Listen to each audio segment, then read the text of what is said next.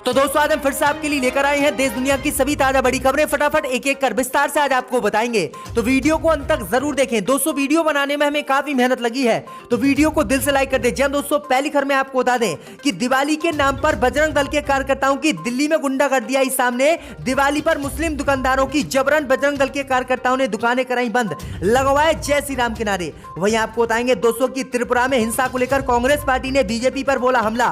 कहा बीजेपी ने जानबूझकर मुसलमानों के घरों में फैलाई हिंसा, बीजेपी की सरकार को हम कराएंगे राष्ट्रपति से बर्खास्त। वहीं आपको बताएंगे दोस्तों कि जम्मू कश्मीर को लेकर मोदी सरकार को लगने वाला है तालिबान से बड़ा झटका।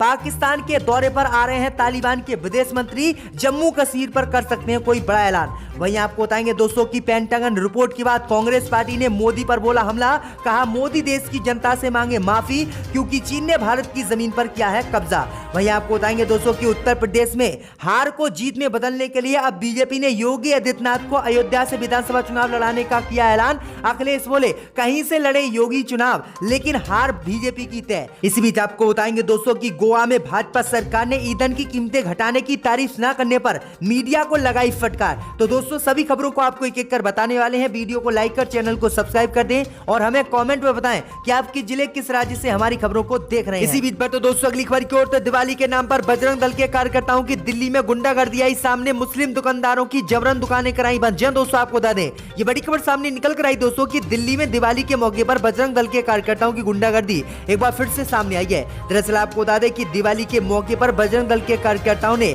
मुस्लिम दुकानदारों को धमकाते हुए उनकी जबरन दिवाली के मौके पर दुकान बंद करवा दी। दरअसल आपको बता दें कि ये मामला दिल्ली के संतनगर इलाके का है। दरअसल आपको बता दें कि दिल्ली के संतनगर इलाके में दीपावली के दिन एक बिरयानी की मुस्लिम युवक ने दुकान खोल रखी थी, लेकिन उस युवक की बजरंग दल के कार्यकर्ताओं ने दुकान जबरन बंद करा दी और उसे धमकी दी कि अगर हिंदूवादी क्षेत्र में आपने आगे दिवाली के मौके पर दुकान खोली तो आपकी पिटाई की जाएगी। वहीं आपको बता दें कि बजरंग दल के कार्यकर्ताओं के धमकी के बाद मुस्लिम दुकानदार ने अपनी दुकान को बंद कर लिया और फिर पुलिस में शिकायत दर्ज कराई। तो ये बड़ी अपडेट आई दोस्तों की किस तरह से गुंडागर्दी बजरंग दल के कार्यकर्ताओं में अब सामने आने लगी। इसी बीच पर तो दोस्तों अगली खबर की ओर, तो त्रिपुरा हिंसा को लेकर कांग्रेस ने भाजपा पर बोला हमला। कहा त्रिपुरा में बीजेपी ने जानबूझकर भड़काई हिंसा।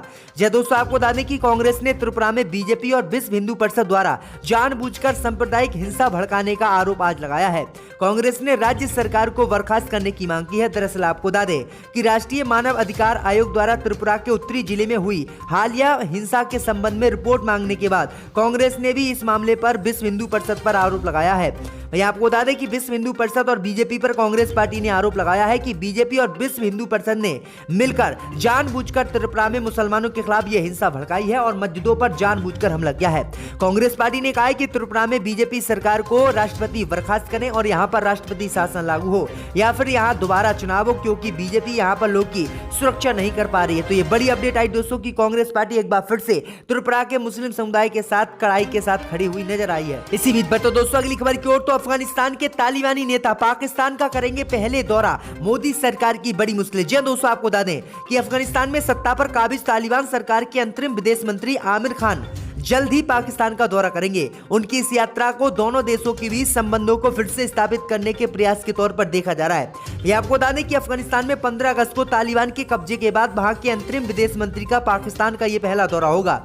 भैया आपको बता दें कि अब पाकिस्तान के दौरे के बाद भारत की मुश्किलें बढ़ सकती हैं। दरअसल आपको बता दें कि जम्मू कश्मीर को लेकर पाकिस्तान और तालिबान दोनों की ही सोच एक सी है। भैया आपको बता दें कि तालिबान ने साफ कहा है कि अगर जम्मू कश्मीर में मुसलमानों पर अत्याचार होता है तो वह इसके खिलाफ भारत के एक्शन लेगा और भारत के विरोध में खड़ा होगा, पाकिस्तान का साथ देगा। भैया आपको बता दें कि मोदी सरकार 10 नवंबर को देश में बड़ी बैठक अफगानिस्तान पर कर रही है, लेकिन बैठक से पहले ही पाकिस्तान के लिए अफगानिस्तान के मंत्री आ रहे हैं, जिसके बाद मोदी सरकार की मुसीबत एक बार फिर से तालिबान और पाकिस्तान बढ़ा सकता है। इसी बीच पर तो दोस्तों अगली खबर की ओर, तो उत्तर प्रदेश में बुरी तरह से हार को देखकर बौखलाई भाजपा, योगी आदित्यनाथ को चुनाव लड़ाने का किया बीजेपी ने ऐलान। यह दोस्तों आपको बता दें कि उत्तर प्रदेश में होने वाले 2022 के विधानसभा चुनाव में भाजपा की सत्ता जाती हुई दिख रही है और इस सत्ता को बचाने के लिए अब बीजेपी ने एटी से चोड़ी तक का जोड़ लगा दिया है। इसी बीच खबर सामने निकल कर आई दोस्तों कि उत्तर प्रदेश में अपनी हार को देखते हुए अब बीजेपी ने नई चाल चल दी है। दरअसल आपको बता दें कि उत्तर प्रदेश में बीजेपी ने योगी आदित्यनाथ को अयोध्या से विधानसभा चुनाव लड़ने का ऐलान कर दिया है।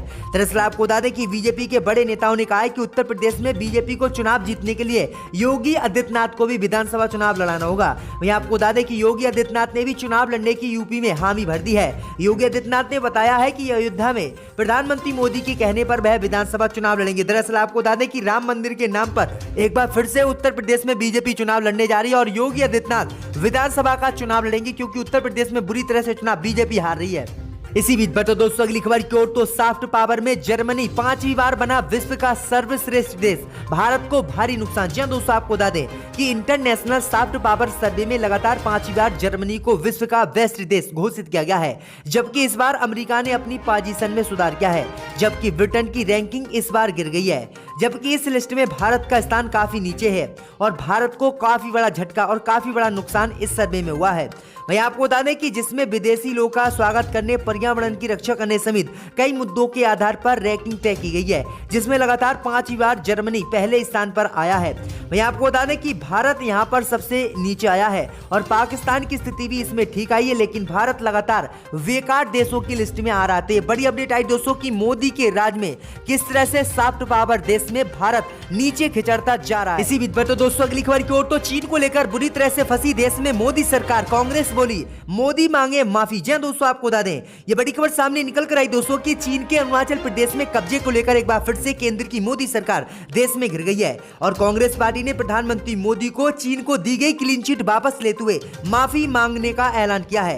दरअसल आपको बता दें कि कांग्रेस पार्टी ने कहा है कि चीन को जो प्रधानमंत्री मोदी ने क्लीन चिट दी थी और वादा किया था कि चीन ने हमारी जमीन पर कब्जा नहीं किया है, और अब अमेरिका ने रिपोर्ट जारी करते हुए बताया है कि अरुणाचल प्रदेश में भारत की जमीन पर चीन ने 100 घर बसाए हैं। अब इसी को लेकर कांग्रेस ने कहा है कि प्रधानमंत्री मोदी को चीन द्वारा जो क्लीन चिट दी गई है उसे वापस लेते हुए देश की जनता से माफी मांगनी चाहिए और बताना चाहिए कि चीन ने हमारी जमीन पर कब्जा किया है और जो हमने जानकारी दी थी वो झूठ थी।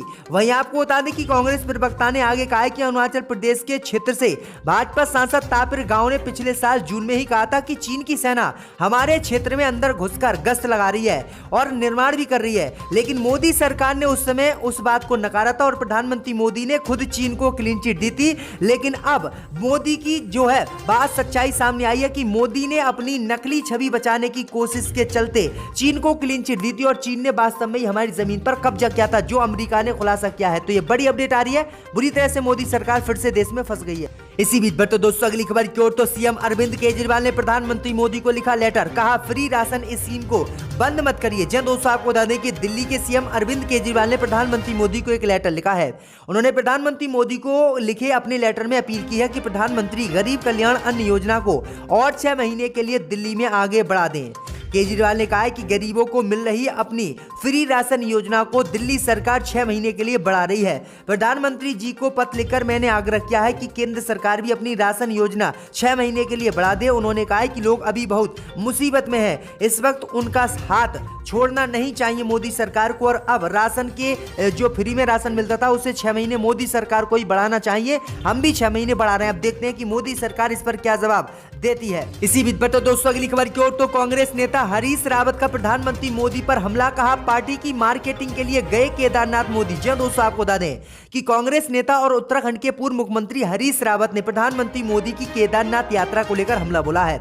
कांग्रेस नेता हरीश रावत ने कहा है कि प्रधानमंत्री मोदी राजनीतिक भाषण और अपनी पार्टी की मार्केटिंग के लिए केदारनाथ आए हैं। उन्होंने कहा है कि हम लोग अपने शिवालय में ही शिवलिंग का दर्शन करते हैं और पूजा अर्चना करते हैं, लेकिन प्रधानमंत्री मोदी केदारनाथ बाबा का नाम लेकर यहाँ पर जो है अपनी पार्टी की मार्केटिंग करते हैं, वोट मांगते हैं, जो काफी निंदनीय है। उन्होंने कहा है कि केदारनाथ कोई राजनीतिक विश्लेषण का कोई मामला नहीं है, ये धार्मिक नगरी है, इसलिए प्रधानमंत्री मोदी को इस तरह के काम करने से बचना चाहिए। तो ये बड़े हमले जो है कांग्रेस नेता हरीश रावत ने आज इसी बीच पर तो दोस्तों अगली खबर की ओर तो गोवा भाजपा ने ईंधन की कीमतें घटने की तारीफ न करने पर मीडिया को फटकारा। जी दोस्तों आपको बता दें कि गोवा के मुख्यमंत्री प्रमोद सावंत और प्रदेश भाजपा अध्यक्ष सदानंद शेख तनवड़े ने शनिवार को मीडिया पर ईंधन की कीमतों में हफ्तों बाद पहली बार गिरावट के लिए पर्याप्त प्रशंसा नहीं करने का आरोप लगाया है। तनवड़े ने कीमतों में दिवाली से पहले की गिरावट से पहले ईंधन की उच्च दरों को केंद्र सरकार द्वारा कोविड के टीकों के विकास और देश भर में मुफ्त टीकाकरण अभियान के लिए किए गए खर्च से जोड़ा, जिसमें पूरे भारत में 100 करोड़ से अधिक लोग को कोविड वैक्सीन की खुराक दी गई। लेकिन आपको बता दें कि गोवा की बीजेपी सरकार ने पेट्रोल डीजल पर दाम किए, लेकिन मीडिया ने उनके इन दामों को नहीं दिखाया, जिससे नाराज होकर बीजेपी की सरकार ने गोवा की मीडिया को ही फटका लगाई। तो किस तरह से मीडिया के नाम पर बीजेपी की सरकारें कई राज्यों में इसी बीच पर तो दोस्तों अगली खबर की ओर तो मनी लॉन्ड्रिंग केस में 14 दिन की न्यायिक हिरासत में अनिल देशमुख ईडी कस्टडी की मांग कोर्ट ने की खारिज। जब दोस्तों आपको बता दें कि महाराष्ट्र के पूर्व गृह मंत्री अनिल देशमुख को स्पेशल पीएमएलए कोर्ट ने 14 दिन की न्यायिक हिरासत में भेजा है। उन्हें 1 नवंबर को मनी लॉन्ड्रिंग के मामले में गिरफ्तार किया गया था। मामले की जांच कर रहे प्रवर्तन निदेशालय ने उनकी 9 दिन की और रिमांड मांगी, लेकिन अदालत ने जांच एजेंसी की याचिका को खारिज कर दिया और उसे न्यायिक हिरासत में भेज दिया। एक अधिकारी ने कहा है कि मनी लॉन्ड्रिंग के एक मामले में गिरफ्तार महाराष्ट्र के पूर्व गृह मंत्री अनिल देशमुख का शनिवार को यहां एक सरकारी अस्पताल में मेडिकल परीक्षण किया गया है, जिसके बाद उन्हें दोपहर में एक विशेष अदालत में ले जाएगा। तो ये बड़ी अपडेट आ रही दोस्तों की जो बीजेपी के खिलाफ देश में बोल रहा है उस पर ईडी अन्य वगैरह जांच एजेंसियों की रेड बीजेपी पड़वा रही है। कौन उस वक्त यहाँ बैठा था वो अक्लमंद जानते हैं, मगर मैं दोहराना नहीं चाहता। मैंने ये भी देखा था 2006 में कि एक एमपी ने यहां पर आकर अपने फाइल डिप्टी स्पीकर पर फेंक